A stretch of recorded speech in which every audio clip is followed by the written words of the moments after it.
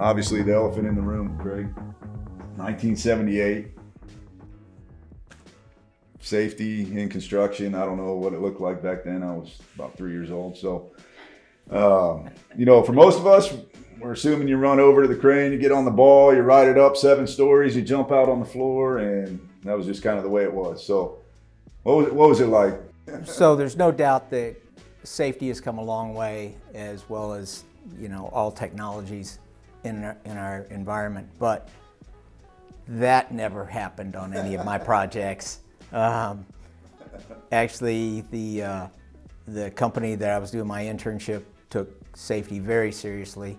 Even in 1978. Even in 1978, yeah, because it's all about the human being, and if somebody gets hurt on your job, it ends up costing the company money and productivity, and so safety has to be first and foremost. But the standards were maybe not as enforced as much. Like, I don't think they had subpart R, for instance, right?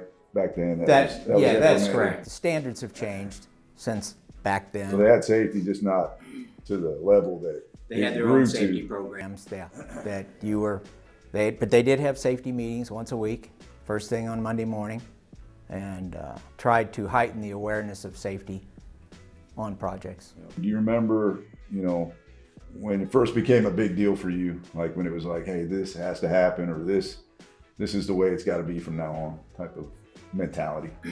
Well, in that first internship, they talked safety very regularly, and it wasn't so much about getting fired or production. It was about, what do you want to tell your family?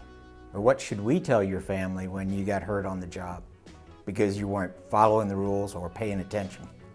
I learned that very early because I didn't follow one of the rules that we were provided on Monday, and I got hurt, my internship.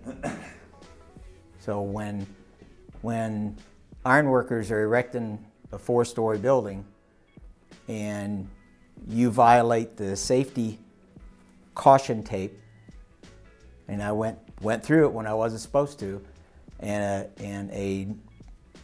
a bolt or a nut, I'm not sure what it was, hit me in the back and took me to the ground. And I was okay, sore back, but for the next couple of safety meetings, I was the example of not following the rules. Yep. And as an intern, that made a big impression on me.